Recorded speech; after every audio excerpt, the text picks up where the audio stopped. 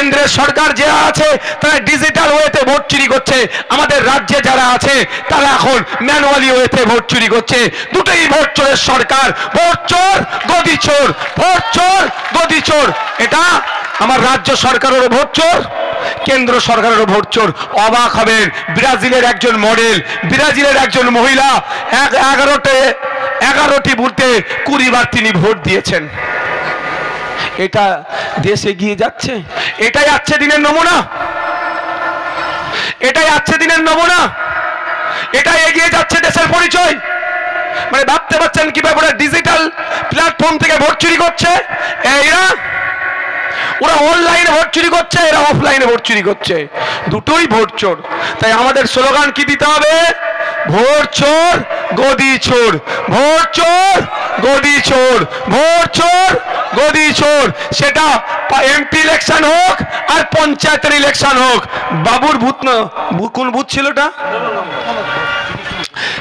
শ্রীকৃষ্ণপুর 15 নম্বরের ভোট চোর, শ্রীকৃষ্ণপুরের 15 নম্বর বুথের ভোট চোর, আর হরিয়ানার ভোট চোর গদি চোর। দেখবে আজকাল তৃণমূলের বন্ধুরা প্রথম দিকে এই স্লোগানটা দিচ্ছিল, আর যখন আমরা বলতে শুরু করেছি এই স্লোগান শুনলে তারা রেগে যাচ্ছে। কেন বলুন তো? চুরি করতে বসেই আছে।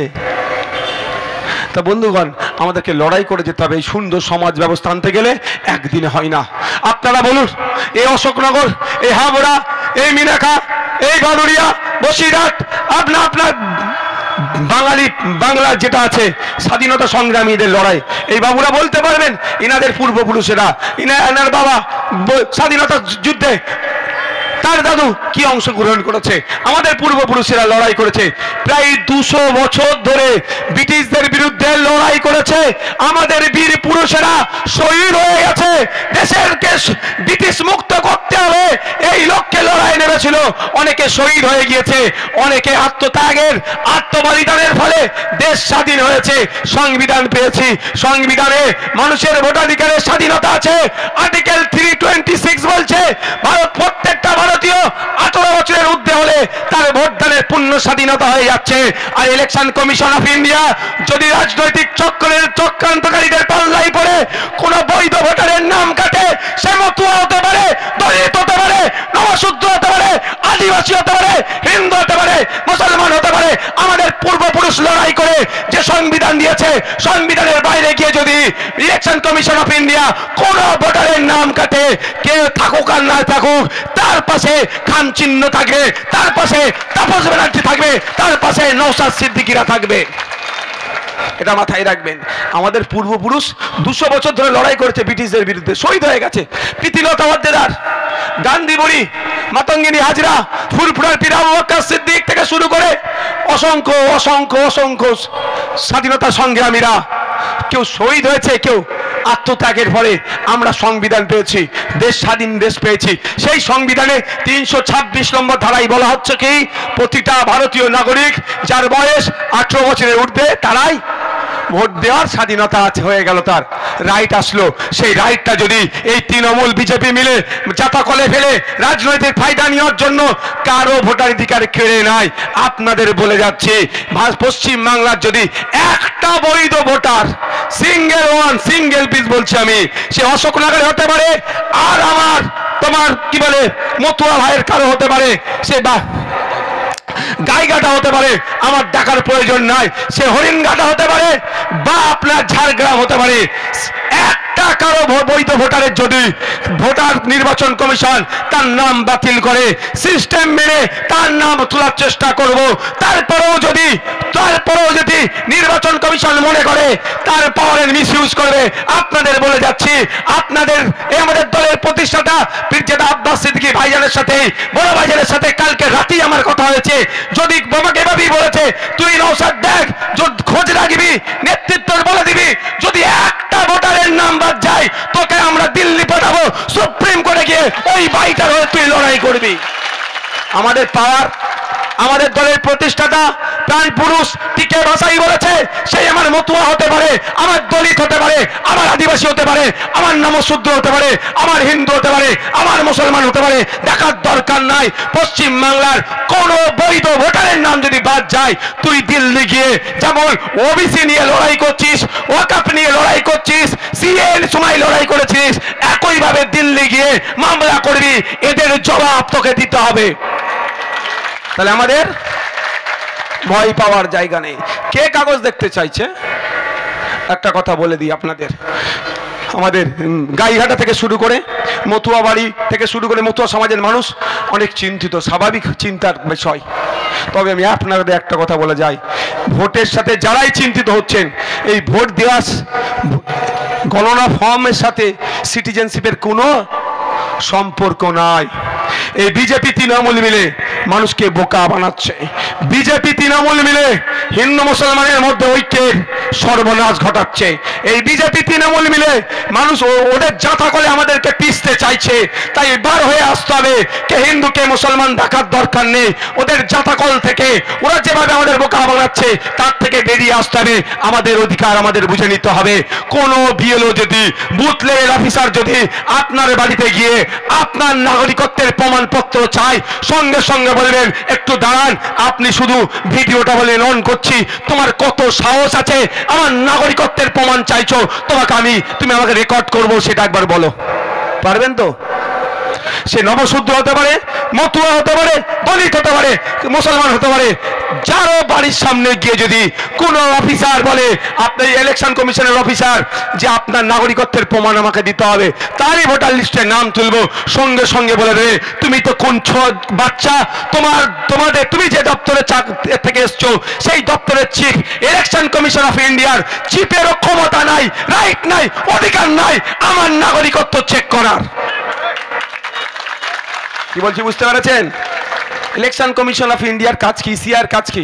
ইসিআর কাজ 18 বছর হয়ে গেছে, নতুন ভোটার লিস্টে নাম ঢুকাও। ভোটার মারা গেছে, নাম বাদ দিয়ে দাও। আমার এই এখানে আচ্ছা, এর পাশের বিধানসভার নাম কি? হাবড়া বিধানসভার মেয়েকে আমরা বৌমা করে আনিনি কাকা বাবু? আনিছি তো। হাবড়ার মেয়েকে আমরা বৌমা করে এনেছি তো এখানে অশোকনগরে। আবার অশোকনগরের মেয়েকে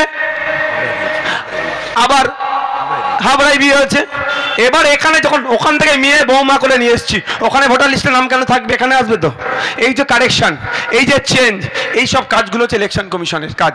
আর নির্বাচনকে কন্ডাক্ট করা, নাগরিকত্ব যাচাই করার কাজ ওদের নয়। নাগরিকত্ব যাচাই ওদের করা রাইট নয়। সুতরাং আপনাকে এটা ভয় দেখানো হচ্ছে। কেন ভয় দেখাচ্ছে? কেন আমি বলছি, দায়িত্বহীন ভাষায় বলছি, এই মতুয়া সমাজের রাজনৈতিক কিছু কারবারিরা আছে, মতুয়া সমাজকে তারা কন্ট্রোল করতে চাইছে, তাতে আমার কোনো বক্তব্য নাই। কিন্তু মতুয়া সমাজের মানুষকে বিপদে ফেলছে ওই রাজনৈতিক কারবারিগুলো। ওরা ওদের ক্ষমতায় টিকে থাকার জন্য, এমপি এমএলএ হওয়ার জন্য, মন্ত্রী হওয়ার জন্য পুরো মতুয়া সমাজকে তারা আজকে বিভ্রান্তের মধ্যে ফেলছে। শুনছিলাম কে বলছে যদি নাম কাটা যায় 2-4 বার ভোট দিতে পারবেন না, তারপরে সিএ এর মাধ্যমে আবার ঢুকে যাবে। কেন বলতে পারছে না? তুমি কেন্দ্রীয় মন্ত্রী, তোমার বলার দরকার একটা মতুয়ার নাম কাটতে দেবো না আমরা। এটা বলার দরকার নয়, এটা বলার দরকার ছিল। তার পরিবর্তে কি বলছে? সিএ এর মাধ্যমে তোমার নাম ঢুকিয়ে নিয়ে হবে। যারা মতুয়া সমাজের মানুষ আছেন, আমার ভিডিওটা শুনছেন, আমি বলবো ওই রাজনৈতিক কারবারিদের পাল্লাই পড়বেন না। ভাত ভিত দুটোই আপনাদের যাবে। কারণ সিএ বলা হচ্ছে কি, ধর্মীয় কারণে উৎপীড়ন হয়ে আসলে তাকেই নাগরিকত্ব দেওয়া হবে। এবারে বলুন আমার মতুয়া ভাইরা, আমি সত্য মিথ্যা আমি বলার প্রয়োজন নেই, আপনি যে ধর্মীয় কারণে উৎপীড়ন হয়ে এসছেন, এটা কি শান্তনু ঠাকুর ঠিক করে দেবে? এটা কি মমতা বালা ঠাকুর ঠিক করে দেবে? এটা তো নয়। কাগজ হবে, আছে তো আপনার কাছে। কেন ওদের পাল্লাই পরে আপনি সিএ এর জন্য অ্যাপ্লাই করবেন? অলরেডি আপনি দেশের নাগরিক, ভোট দিচ্ছেন, সরকারি চাকরি করছেন, সরকারি বাসের ফ্যাসিলিটি দিচ্ছেন, সরকারি স্কুলের চাকরি করছেন, সরকারি স্বাস্থ্য কেন্দ্রের পরিষেবা নিচ্ছেন। যদিও সরকারি শিক্ষা ব্যবস্থা, স্বাস্থ্য ব্যবস্থা ধ্বংস হয়ে গেছে, তারপর আমি বলছি, তো আপনি আর আমি দুজনেই ভাই ভাই, দুজনেই দেশের নাগরিক। সেই আমরা যখন রাইট আছে, তারপরে ওদের পাল্লাই পড়ে কেন ও আপনাকে কি করছে? গোমরাহ বানাচ্ছে। ও আপনাকে ভুল বুঝিয়ে শুধু এই জন্যই ভুল বোঝাচ্ছে কি, কেউ রাজ্যসভার এমপি হবে তো কেউ লোকসভার এমপি হওয়ার জন্য। আর আপনার আমার গরিব সাদাসিধে সরল সহজ মতুয়া ভাইগুলোর কি হচ্ছে? আতঙ্কিত হচ্ছে। তাই আমি এখানে এসে বলে যাই, এবার বলুন, সিএ অ্যাপ্লিকেশনে শুনছি নাকি 800 টাকায় নাগরিকত্ব বিক্রি হচ্ছে আর 20 টাকায় ফর্ম। খারাপ লাগছে আমার, পেপারে বেরিয়েছে 800 টাকায় নাগরিকত্ব বিক্রি হচ্ছে আর 20 টাকায় ফর্ম ফিল আপ। বুঝতে পারছেন? পুরো বুকা বানাচ্ছে। ঐক্যবদ্ধ হন, মতুয়া সমাজ ঐক্যবদ্ধ হন, নশূদ্র সমাজ ঐক্যবদ্ধ হন, দলিত সমাজ ঐক্যবদ্ধ হন। আমরা প্রশ্ন করব যখন নাগরিক, এটা নাগরিকত্ব প্রশ্ন নয়, তারপরে বলছি সিএ এর সাথে নাগরিক এসআইআর সাথে নাগরিকত্বের ব্যাপার নেই, তারপরে বলছি ঐক্যবদ্ধ হন। যারা কাগজ চাইতে আসবে তাদের বলবো আগে তুমি কাগজ দাও। এই এসআইআর এর গল্প শোনাচ্ছে না এখানে, আওয়াজ হচ্ছে? মমতা বালা ঠাকুর সিএ এর গল্প শোনাচ্ছে। যদি শোনাই শান্তনু ঠাকুর, সুব্রত ঠাকুর মহাশয়, তাদেরকে সম্মান দিই। ঠাকুর পরিবারের সন্তান হিসাবে তাদেরকে আমি সম্মানে একটু ত্রুটি রাখবো না। কারণ হরিচাঁদ ঠাকুর, গুরুচাঁদ ঠাকুরের যে অবদান মতুয়া সমাজের জন্য, সেই অবদানকে সামনে রেখে আমি সেই পরিবার, তার হরিচাঁদ ঠাকুর, গুরুচাঁদ ঠাকুরের রক্ত তাদের গায়ে বইছে, সেই জায়গায় আমি তাদেরকে একটু অসম্মান করব না। কিন্তু একজন মানুষ হিসাবে আমি সুব্রত ঠাকুরদের কাছে চ্যালেঞ্জ দিচ্ছি, আমি শান্তনু ঠাকুরদের বলছি, আগে আপনারা সিএ ফর্মটা সাবমিশন করে আমাদেরকে প্রমাণ দেখান, তারপরে সরল সাদাসিধে নিরহ মতুয়াদেরকে বলবেন সিএ ফর্ম ফিল আপ করতে। কি বলছি বুঝতে পারছেন? বলবে আগে সুব্রত ঠাকুর, শান্তনু ঠাকুর মহাশয়দেরকে বলুন, ঠাকুর বাবু আগে আপনারা ফিল আপ করুন, তো খোঁজ নিয়ে দেখুন ফিল আপ করেছে কি করেনি। ঠাকুর পরিবারের সন্তান হিসেবে আমি রেসপেক্ট করি, ওখানে একটু আমার অসম্মান তাদের করব না, কিন্তু বাস্তব কথার সাথে মিলে আসতে হবে। তাহলে বোকা বানানো হচ্ছে আমাদেরকে। ঠিক একইভাবে মমতা ব্যানার্জি প্রায় 90,000 অফিসার দিল, বুথে বুথে পৌঁছে যাচ্ছে, বুথ লেভেল অফিসার, সুপারভাইজার, আরো দিয়ে তাড়াতাড়ি দ্রুততার সাথে যাতে এসআইআর হয় তার ব্যবস্থা করছে। আবার কলকাতায় নেবে কি বলছে এসআইআর এর বিরুদ্ধে। আমি একটা বলতে চাই, এতক্ষণ হয়তো মমতা ব্যানার্জির বাড়িতে এই গণনা ফর্ম পৌঁছে গিয়েছে, মমতা ব্যানার্জি মিডিয়া ডেকে, অভিষেক ব্যানার্জি মিডিয়া ডেকে গণনা ফর্ম আগে ছিঁড়ে ফেলুক, তারপরে নওশাদ সিদ্দিকী এসআইআর এর বিরুদ্ধে নামবে। পারবে? বার খাওয়াচ্ছে কাকে? মানে লাপিয়ে লাপিয়ে তোলার ব্যবস্থা কাকে করছে? আপনার মতো সাধারণ মানুষকে। যদি মমতা ব্যানার্জি সত্যিকারের এসআইআর এর বিরুদ্ধে হয়, তাহলে ওই গণনা ফর্ম ছিঁড়ে ফেলে দিক। ভুল বলছি না কি গয়? ভুল বলছি? সাপ হয়ে কামড়ানো ও যায় ঝাড়া। আর একটা কি বলে, বরের ঘরের মাসি আর কুনের ঘরের পিসি। উনি তাড়াতাড়ি এসআইআর হওয়ার জন্য কি করছে, অফিসার দিয়ে দিল এসআইআর। এবার এখন যখন আমরা প্রশ্ন করছি এসআইআর, আপনি বলেছিলেন করতে দেবো না, ঘিরাও করে হ্যান করবো ত্যান করবো, তখন কি দেখছি কলকাতাতে একটা র্যালি বার করেছে। কারা এসে উপস্থিত হয়েছে? বলছে এসআই, যাদেরকে ডেকে আনা হয়েছে কাউকে বলছে নাগরিকত্ব দেবে, 15 বছরের বাচ্চা ছেলে তাদেরকে ডেকে নিয়ে এসে হাজির, যারা এখন ভোটার লিস্টের নামই উঠেনি তাকে নিয়ে এসে হাজির। আমি আপনাদেরকে একদম সহজ ভাষায় বলছি, তো যদি সত্যিকারের মমতা ব্যানার্জি এসআইআর এর বিরুদ্ধে হয়, যে অরিজিনাল যে ফর্ম দুটো বাড়ি বাড়ি থেকে দুটো করে ফর্ম দিচ্ছে, তো ওই দুটো ফর্ম মমতা ব্যানার্জি মিডিয়া ডেকে কি করুক, ছিঁড়ে ফেলে দিক আর অভিষেক ব্যানার্জি, তারপরে নওশাদ সিদ্দিকী মমতা ব্যানার্জির সাথে ওই রাস্তায় হাঁটবে, এসআইআর হতে দেবো না। তাহলে ভাই দুধকে দুধ পানিকে পানি হবে। আপনারা অবাক হবেন, রাস্তায় নেবে প্রতিবাদ করবে কে? পাবলিক, যারা সরকারে নাই। সরকারের কাজ কি রাস্তায় নামুক, আমি না বলছি না। সরকারের কাজ কি হবে? প্রথম তৃণমূল তো সরকারে আছে ভাই, হ্যাঁ, 200-র ওপরে তাদের বিধায়ক, রেজুলেশন পাস করাতে পারে, তো এসআইআর পশ্চিমবাংলায় করতে দেবো না। হ্যাঁ, কেরলে রেজুলেশন পাস হয়েছে, তো ওয়েস্ট বেঙ্গলে রেজুলেশন পাস করিয়েছে। ওখানে রেজুলেশন পাস করলেই তো হয়তো পরিবারের কেউ গ্যারেজ হয়ে যেতে পারে। কেন বুঝতে পারছে না? পরিবারের লোককে বাঁচানোর জন্য এত মানুষকে 10.5 কোটি মানুষকে চিন্তায় ফেলে দিয়েছে। তাই আমরা 10.5 কোটি মানুষকে প্রস্তুত নিতে হবে। আমরা আমাদের পরিবারকে বাঁচাবো। ওই কালীঘাটের ব্যানার্জি পরিবারের কি হচ্ছে আমাদের দেখার সময় নয়। আমরা সংবিধান প্রদত্ত অধিকার নিয়ে আমরা মাথা তুলে বাঁচবো। কারো দয়াতে না, মোদিজির দয়াতে না, মমতা ব্যানার্জির দয়াতে আমরা ভারতবর্ষে আছি।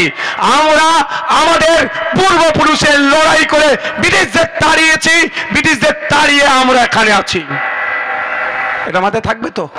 আর কি আমাকে খেতে দিচ্ছে না, এই লক্ষ্মীর ভান্ডার এসব যে গল্প শোনাচ্ছে, মোদিজিও টাকা পাঠাচ্ছে না নিজের ঘাট থেকে। আর আর নামটা কি, মমতা ব্যানার্জি সালা দিচ্ছে না, ওই দেখাই মিটিং এ গেলে ঘর দেবে না, হ্যান করবে না, ত্যান করবে না, এই টাইমে